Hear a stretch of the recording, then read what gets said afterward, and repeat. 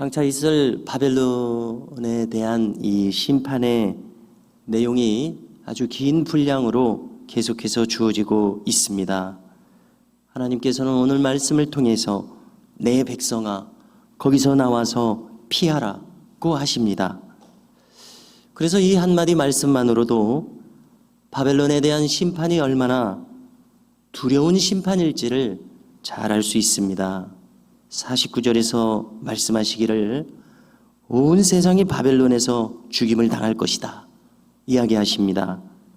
그러므로 참으로 살고자 한다면 거기서부터 벗어나서 피해야 하겠다는 것입니다. 또한 46절을 보면 온 나라 안에 두려운 소문이 파다합니다. 그래서 학자들에 따르면 이 소문이란 바로 인접한 바사가 쳐들어올 것이다. 바사가 점점 강성하여져서 바벨론을 향해서 쳐들어올 것이다. 이 소문입니다. 당연히 바사가 쳐들어올 이 소문은 두려운 일입니다마는 이 나라가 멸망당하는 것은 바사에 의한 침략에 의해서만이 아닙니다. 46절의 말미를 보면 또한 이 나라는 자멸할 것임을 알게 됩니다. 즉 이 나라 안에는 강포함이 있게 될 것입니다. 그리하여 다스리는 자가 다스리는 자를 친다. 무슨 의미겠습니까? 통치자가 통치자를 서로 칠 것이다.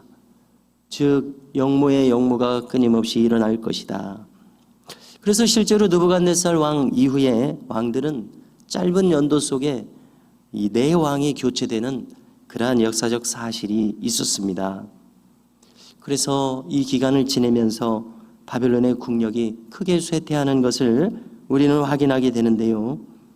오늘 말씀을 읽으면서 우리는 동시에 비슷한 성경 구절로서 요한계시록 18장 4절을 자연스레 떠올리게 됩니다. 그곳의 말씀을 읽어드리면 내 백성아 너희는 거기서 나와 그의 죄에 참여하지 말고 그가 받을 재앙들을 받지 말라. 말씀하실 때 여기서 거기는 큰 성 바벨론을 가리킵니다. 그래서 역사상 이 바벨론이 아니라 큰 성 바벨론이라는 것은 이 세상 나라를 대표하여 상징적으로 하시는 말씀이죠. 장차 망할 도성, 철로역정에는 장망성이 등장하지 않습니까? 이 도시가 장차 망할 도성입니다. 그러므로 하나님은 계시하시기를 기독도에게 이 장망성을 피하라.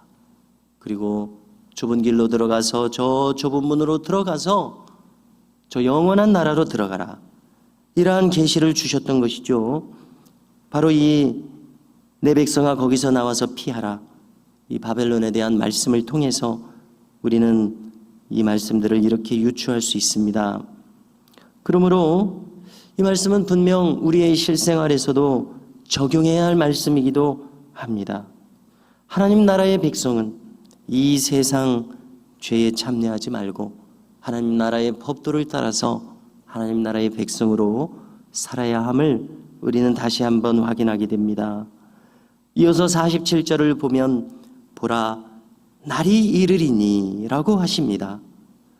지금 이 강성한 바벨론을 생각할 때에는 도저히 믿기지 않겠지만은 이 거대한 초강대국 바벨론, 그러나 이 나라도 결국 멸망하는 날이 이르겠다고 지금 말씀하고 계십니다. 하나님께서는 단순히 이 바벨론만을 장차 멸망시킬 때에 이 나라만을 멸망시키시는 것이 아닙니다. 이 나라의 우상까지도 벌하기도 하신다고 말씀하십니다. 고대 이 전쟁의 성격 중 하나로 우리가 염두에 둘 것은 고대의 전쟁이란 자기 나라의 신이, 그러니까 나라와 나라의 전쟁이란 신과 신의 전쟁이기도 하다는 점입니다. 그러므로 전쟁에서 승리한다는 것은 자국의 신이 타국의 신으로부터 승리하는 승전이기도 했었던 것입니다. 이때에 패배한 백성들의 충격이 얼마나 클지를 한번 우리는 떠올릴 수 있습니다. 패배한 백성들은 지금까지 자신들이 그렇게 믿고 섬기던 신이 자신들을 지켜주지 못할 뿐만 아니라 섬기던 신이 패배하였다는 것에 대해서 참으로 받아들이기 어려운 그런 패전일 것입니다. 자신의 신이 패배하였다는 큰 수치심을 느낄 수밖에 없는 그러한 상황입니다. 자신들이 믿었던 신이 거짓되거나 적어도 무기력한 신인 것이 증명되었다고 생각할 것이기 때문에 그렇습니다. 그러므로 이 이스라엘 백성들에 대해서도 한번 생각해 보십시오. 온 천하에 여호와와 같은 신이 없다고 그들은 믿어왔고, 비록 우상 숭배에 떨어지기는 했지만은 이 하나님을 믿는 그들이 얼마나 큰 충격을 받았겠습니까?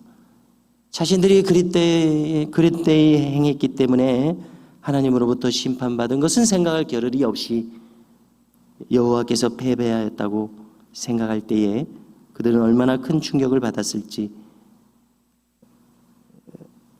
이렇게 짐작할 수가 있습니다. 그런데 이렇게 큰 수치심을 선사했던 바벨론이 이번에는 그들이 멸망할 것입니다. 이것은 그들의 그 무소불위로 생각되었던 그 우상들도 멸망하는 일이 됩니다. 그러므로 그 온 땅이 지옥을 당하겠다, 이렇게 말씀하시게 되는 것을 우리가 읽었습니다.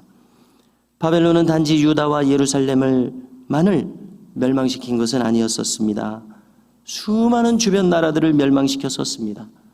그러므로 이제 그 날이 이르러 바벨론이 멸망했다는 모든 소식이 천하에 전해질 때에 천지의 온 사방 나라의 백성들이 기뻐 노래할 것이다, 이렇게 기록해 주시고 있습니다. 50절에서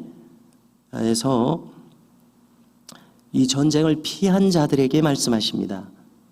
거기서 나와 이 하나님의 진노를 피하라고 하지 않았습니까? 그래서 장차 바벨론에서 벗어나 피할 자들이 아마 있게 될 것입니다. 그들에게 말씀하시기를, 칼을 피한 자들이여 멈추지 말고 걸어가라. 먼 곳에서 여호와를 생각하며 예루살렘을 너희 마음에 두라, 이렇게 말씀하시는데요, 무슨 의미겠습니까? 여기서 예루살렘이란 예루살렘 성전을 가리키기도 합니다. 즉 고국으로 돌아갈 것을 가리킬 뿐만이 아니라 동시에 하나님을 믿는 하나님 신앙에 대해서 말씀하고 있는 것을 알 수가 있습니다. 비록 온 세상이 바벨론의 심판을 목격하겠지만은 이러한 환난 속에서도 가장 안전한 길은 오직 하나님을 믿는 하나님 신앙밖에는 다른 도리가 없다는 것을 말씀해 주시고 있습니다. 오늘은 저 바벨론이 53절에서 언급하는 것처럼 하늘까지 솟아오를 만큼 그 명성이 높습니다. 그러나 그처럼 그 명성이 높다고 할지라도 반드시 멸망시키는 자가 하나님으로부터 나와서 그들에게 임하고 말겠다고 확언하십니다. 여호와의 말씀이니라 하시지 않습니까? 성도 여러분, 이것은 저 시대의 저 바벨론에게만 국한된 말씀만이 아니라 영적인 바벨론인 이 세상 나라에 지나갈 영화에 대해서도 주시는 말씀이 분명하지 않습니까?